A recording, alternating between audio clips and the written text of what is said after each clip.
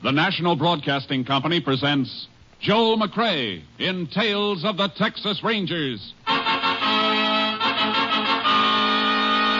Tonight, transcribed from Hollywood, another authentic reenactment of a case from the files of the Texas Rangers.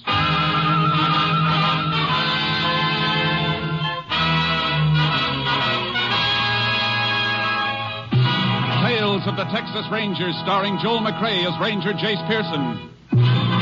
Texas, more than 260,000 square miles, and 50 men who make up the most famous and oldest law enforcement body in North America.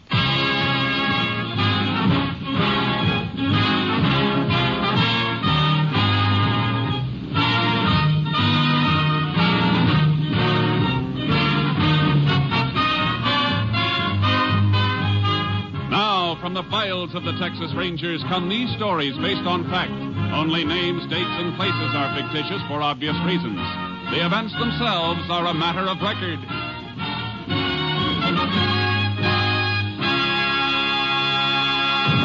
Case for tonight, The Devil's Share.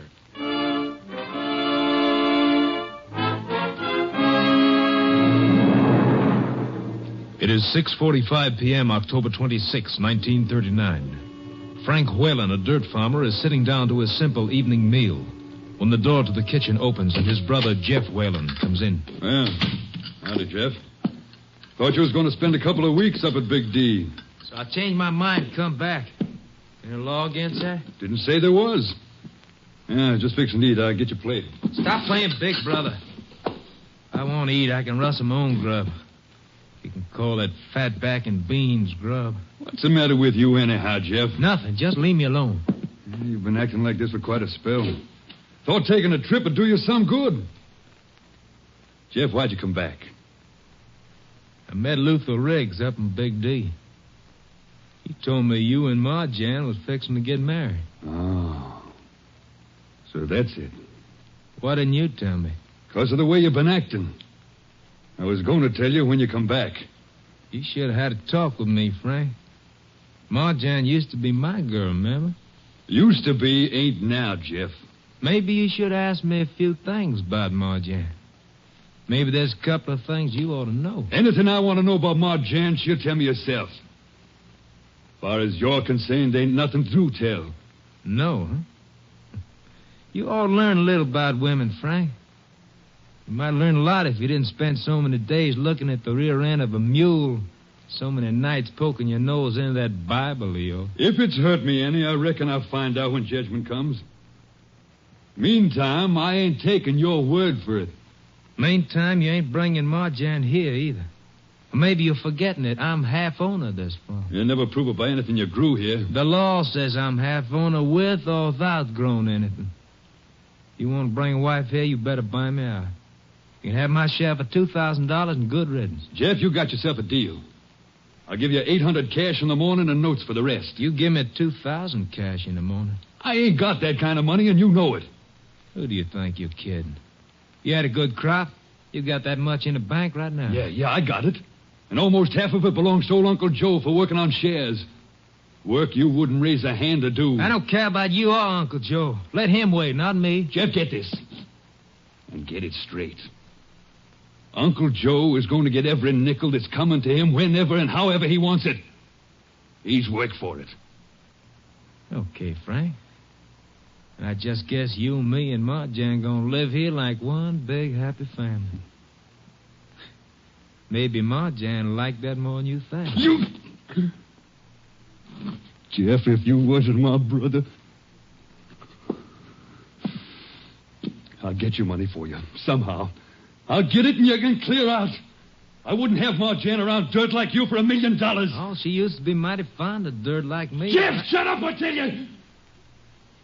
Don't say nothing else, Jeff. Don't open your mouth. It's only remembering when we was kids together and the memory of Ma and Pa that's keeping me from beating you. That's just too bad, Frank. Because I ain't like you. Memories don't bother me at all. You ain't gonna do anything to me, Frank. And I'm gonna get what I want, and I'm gonna get it all now, including Ma Jan. Jeff! Put that bread knife back on the table. I took a knife to you once before, Frank. Paul stopped me that time.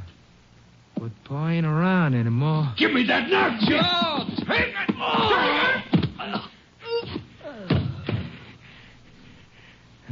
Bet you sure wish Pa was here this time.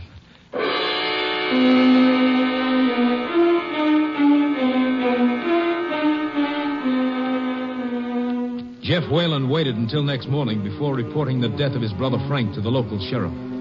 The sheriff asked for the assistance of a Texas ranger. Ranger Jace Pearson was assigned to the case.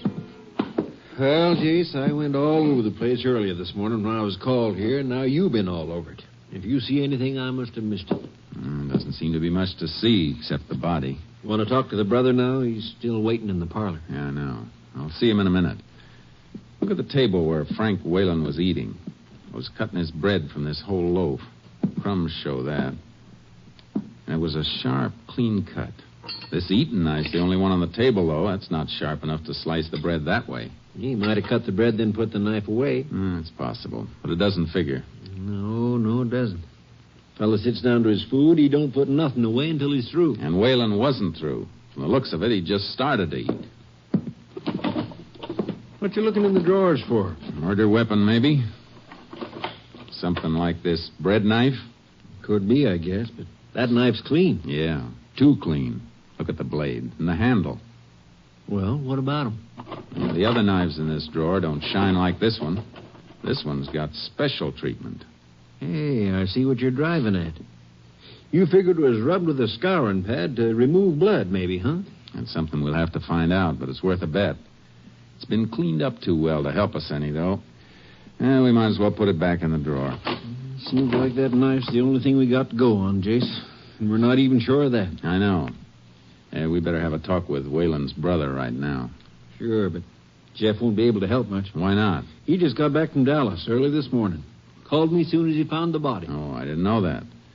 Well, we might as well see him anyhow. Marjan Galt's in the parlor with him, Jace. Oh, who's she? And Marjan and Frank Whalen was fixing to get married.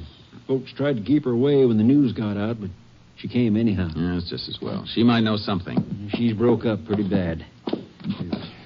Parlor's here. Sliding door, I'll open it.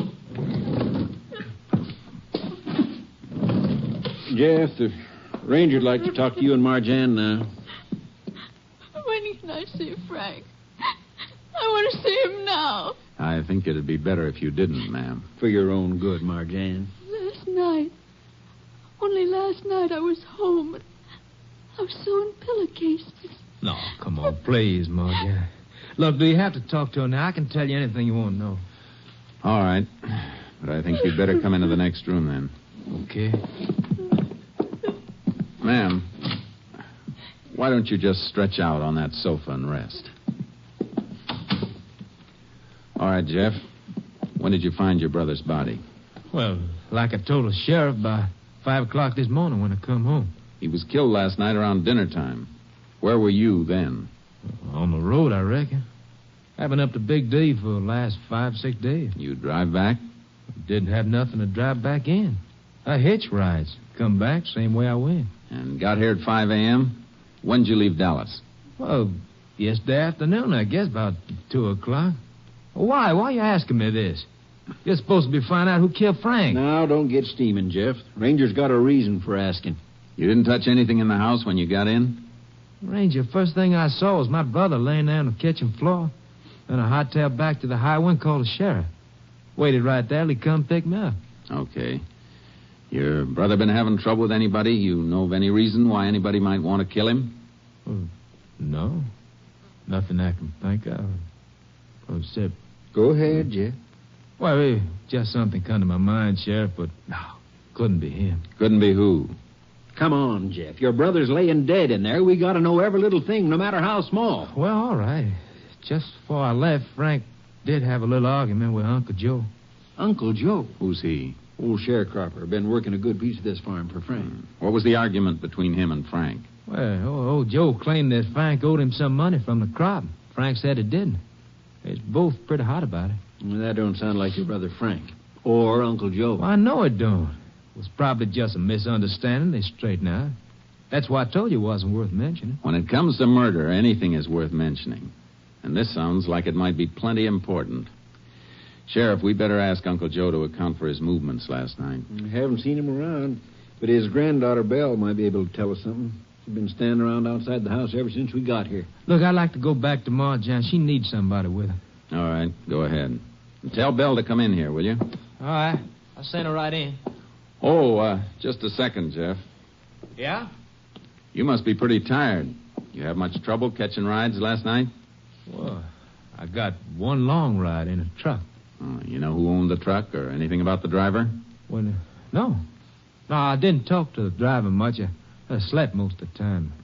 I think it was an out-of-state truck. Well, truckers usually don't like sleeping rider beside them on a night haul. Well, this fellow let me sleep on a shelf up in back of the cab. Oh, I see. All right, send Belle in. Okay.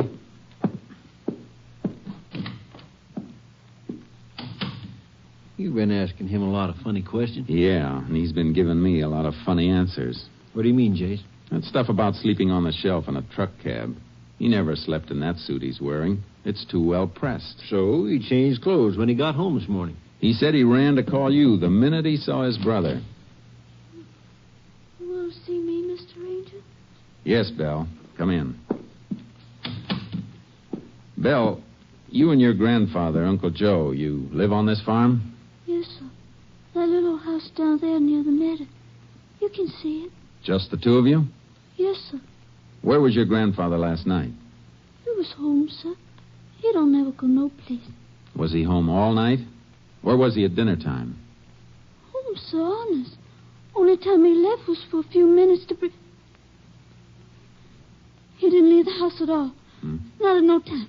He didn't leave the house at all. Belle, you're lying. No, Sheriff, no, I'm not. Look, Belle, you started to say something, then you backed away No, from sir, it. I didn't. Belle, if you want to help us and your grandfather, you better talk up. I told you everything, honest, I did. With all this going on, why isn't your grandpa around? Why'd he run off? He didn't run off. He went to the church to pray for Mr. Frank. He loved Mr. Frank. He would never hurt him. Mr. Frank was good to us. Where's their church, Sheriff? Left fork of the road, this side of town, but he probably ran off someplace. You can find out about that later if he isn't at the church. Let's go.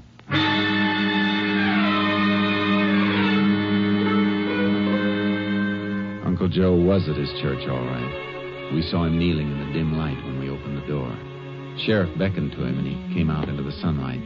Tears were streaming down his face. I was just saying the prayers for Mr. Frank, Sheriff. I didn't know you'd be needing me for anything, sir. Where were you at dinner time last night, Uncle Joe? Why are you asking me that, Mr. Sheriff? Just answer the question, Uncle Joe. You can't be figuring that I killed Mr. Frank, is you? We just want to know where you were. I never hurt Mr. Frank. He's the best man I ever knew. Why, he's even helping me so as I could buy my own strip of land and my own mule. Uncle Joe, I want an answer. And tell the truth. Belle already tried to lie for you. Begging your pardon, Mr. Sheriff, but don't nobody never have to lie for me, sir. The truth ain't never hurt me. I ain't never hurt the truth. Well, you'd better tell the truth. Just a minute, Sheriff. Uncle Joe, did you leave your house at supper time yesterday? Yes, sir, Mr. Ranger. I did. Where'd you go? To Mr. Frank's house, sir, like I did every evening, to bring him some of Belle's fresh bread for his supper. Uncle Joe, I better tell you right now that anything you say from here on can be used against you. Used against me for what, sir? Ain't nothing I'm ashamed to tell. How long did you stay there? Mr. Frank was cooking him some food. I just stayed long enough to leave the bread and to fix up with him to meet him Friday at the bank so as he could give me the money. What money? What was mine from working on shares. Are you saying Frank Whalen was holding money of yours? You had an argument about whether or not he owed you that money, didn't you? Mr. Frank and me ain't never had no argument, sir. He was my good friend. Hey, Jace, here comes one of my deputies, Ben Sloan. I thought he and the other boys were beating around the farm. You know, they might have found something. Howdy, Ben. Howdy, Sheriff. What's that you got wrapped in that newspaper? This. Well, how bloody nice. Where'd you get it? Reckon old Uncle Joe here could tell you as well as I can. We found it in the weeds, out behind his shack on Whalen's farm.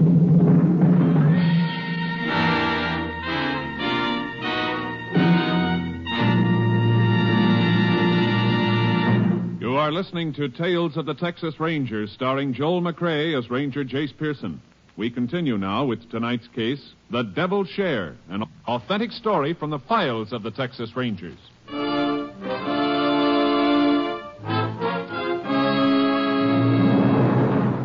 Uncle Joe stared at the blood-stained knife the deputy had found behind his house. The stare was a look of recognition. You ever seen this knife before, Uncle Joe? Come on, answer me. You know we've seen it before, Sheriff. Can tell just by looking at him. How about it, Uncle Joe? Yes, sir, Mr. Ranger. It's mine. It's just an old whittling knife, but I never used that or nothing else on Mr. Frank. Uncle Joe, you're under arrest for the murder of Frank Whalen. Mr. Sheriff, I'm telling you here, outside of God's own house, I never done it. Think maybe you better deputize a few more men, Sheriff. We might need 'em. Why? What for? People around here thought mighty high of Frank Whalen, Jace. They aren't going to cotton to the idea of him being killed by somebody he took in and helped. And you can't blame him for that. I can blame anybody for anything that doesn't follow the law. You're not going to have any problem with Uncle Joe, Sheriff. I'm going to take him off your hands. Now, hold on, Jace. He's my prisoner, and I'll guarantee his safety. I know you'd protect him. That isn't why I'm taking him. I'll give you a receipt for him and bring him back here later. Where are you taking him? On a radio for Unit 88, the Ranger plane, to pick us up and fly us to Austin. And you'd better hand over that knife, Ben. That goes with me.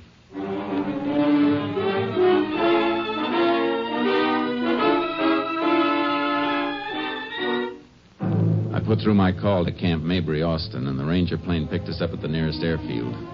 Uncle Joe tightened up as we took off, and his lips moved like he was praying.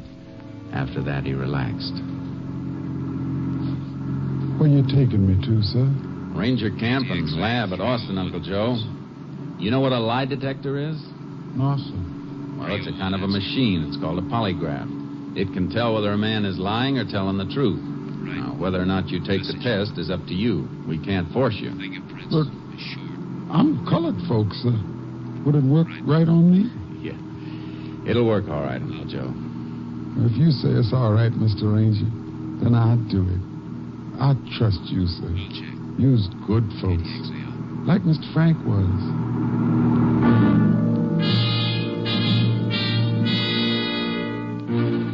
We landed at Camp Mabry. I dropped the blood-stained knife at the lab and then took Uncle Joe upstairs to the polygraph room. He wavered a little when we seated him in the chair and fixed the bands to measure his blood pressure, pulse, and respiration.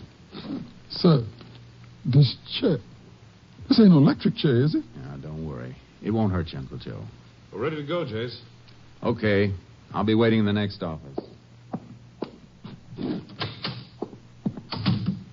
Now, no matter what I ask you, Uncle Joe, I want you to answer yes or no. That's all, understand? Yes, sir. Is your name Uncle Joe? Yes, sir. Is Belle your granddaughter? Yes, sir. Do you go to church? Yes, sir.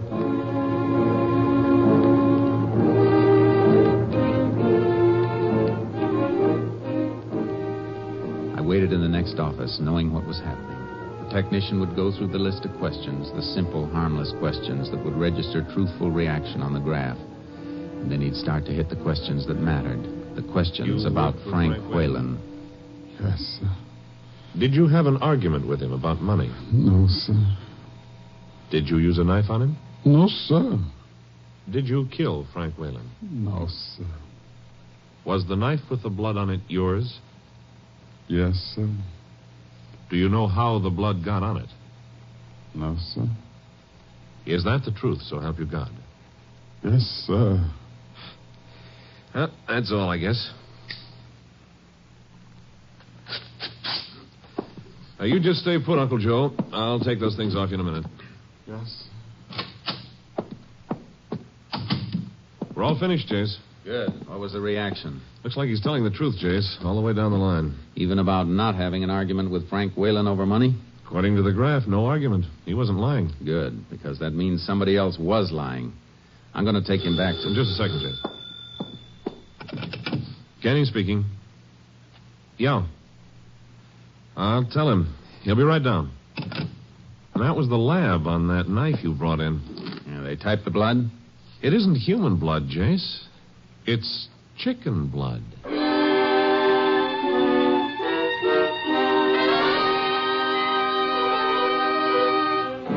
Unit 88 flew us back to the airfield where I'd left my car and horse trailer. The sheriff had been notified that we were returning, and he met us at the jail with a couple of deputies.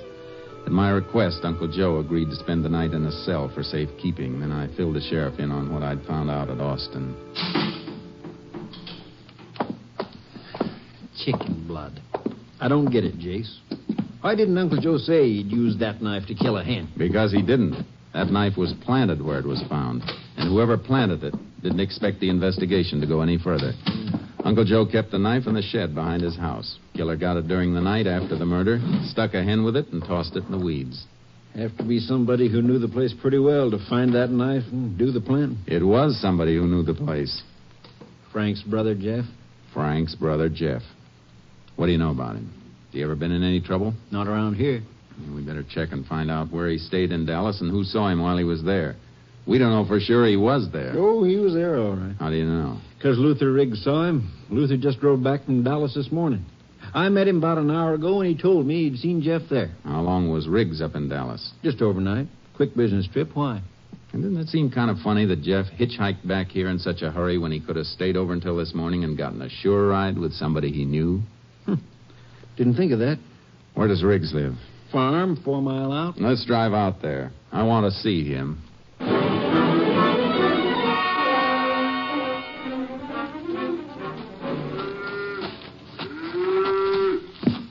howdy, Sheriff. Come out to give me a hand with my milking? No, thanks.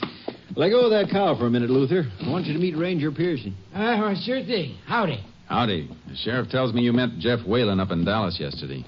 That's right. When? I reckon it was just about 9 o'clock a.m. I'd been driving most of the night to get there. Stopped for a red light, and there was Jeff just fixing to cross the street. You talked to him at all? Sure. Told him to hop in, and I'd take him wherever he was going. He said he was just drifting around, so we went and had some breakfast together. Did he tell you he was heading back for home? Not right off, he didn't. Sounded first like he was planning to spend quite a while in Big D. Didn't say nothing about coming home until after I told him that Marjan's folks had told me that Marjan and Frank was getting ready to set the date. You mean he didn't know his brother was going to get married? Didn't seem to. Matter of fact, now that you mention it, he looked right upset when I brought it up. Maybe it was because of Frank not telling him. Or maybe it was because... Maybe it was what? Go ahead. I think I can answer that one, Jace. Marjan and Jeff used to walk out together about a year ago. Then Marjan sort of broke off with him. Took up with Frank later. That's right, Ranger. But Jeff never looked like it bothered him none. The way a man looks doesn't have anything to do with what goes on inside of him. Thanks for your help, Riggs. Come on, Sheriff. You're welcome. Yeah, looks like we dug up a motive, Jace. Yeah, but we need evidence to go with it. Jeff left Dallas a lot earlier than he told us he did. Not much chance of digging up anybody who gave him a lift, I guess. I'd say no chance at all. There's something else we can look for, though. What's that? Remember my saying that his clothes didn't look like he'd slept in them or driven a long way in them? Yeah, I do. The only reason he'd have changed clothes would be because the things he'd been wearing might have gotten blood on them. Well, I'm not saying you're wrong, Jace, but we combed that house. There wasn't nothing there. No. But they'll be on the farm someplace. What makes you think so? Jeff couldn't risk being seen around any place last night. Any move he'd make would have to be on foot. He had no other way. So it's a good bet he stuck close by the farm until he called you this morning. I got my horse in the trailer. We'll pick up one for you and take another look around.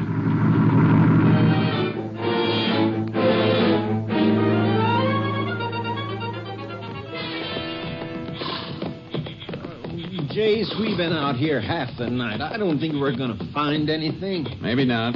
Come on back to my place and let's hit the sack. When we wake up, we can start out fresh. I don't want to wait too long. If we come here by daylight, Jeff will see us looking. Well, I'm beat. Can't we just go into the trees over yonder and rest a while? Yeah, I guess so. It'll be dawn in about 2 hours. We can move faster then with a little light. Good. Come on, boy, over at the tree. We'll all take a breather. Come on, Sharky.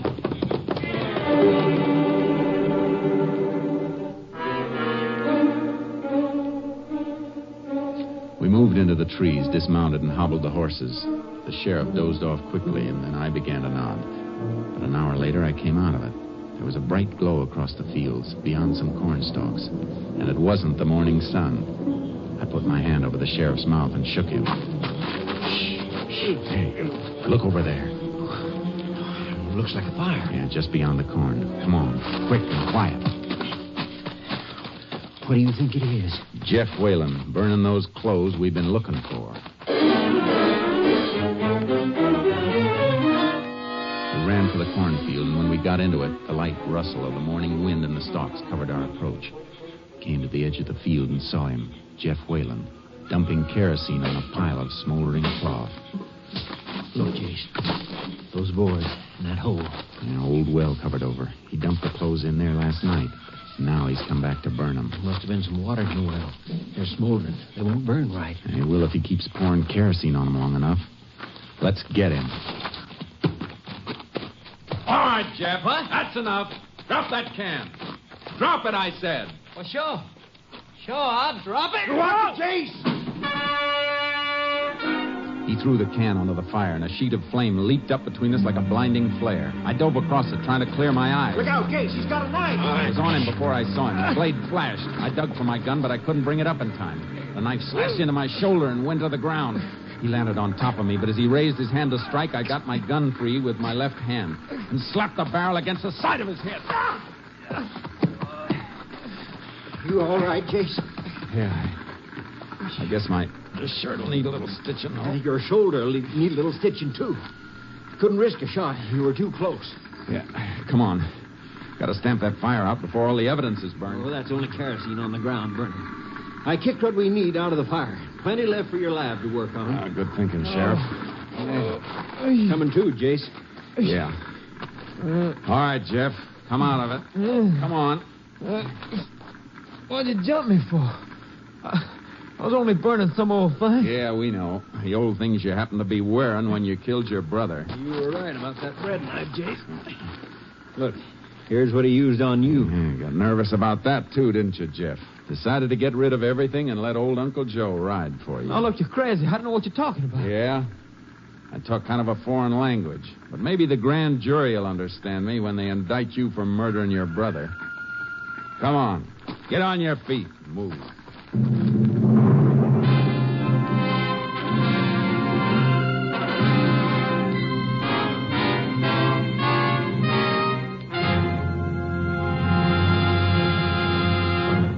Jeff Whalen was tried and convicted for the brutal knife murder of his brother Frank. On August 2nd, 1940, at Huntsville Penitentiary, he died in the electric chair.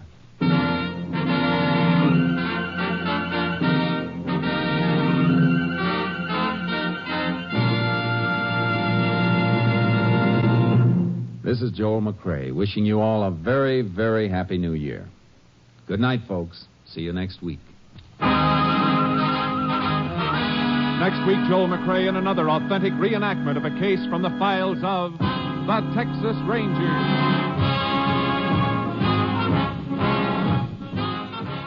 Joel McRae is currently seen starring in the Universal International Technicolor production Saddle Tramp. Tonight's cast included Tony Barrett, Tom McKee, Parley Bear, Peggy Weber, Roy Glenn, Wilms Herbert, and Rye Billsbury. This story was transcribed and adapted by Joel Murcott, and the program was produced and directed by Stacy Keach. Hal Gibney speaking.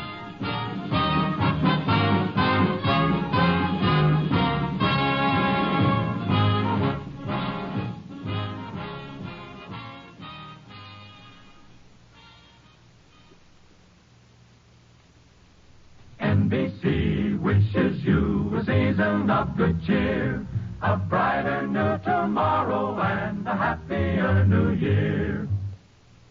Stay tuned for the $64 question. Tomorrow, remember the Cotton Bowl game on NBC.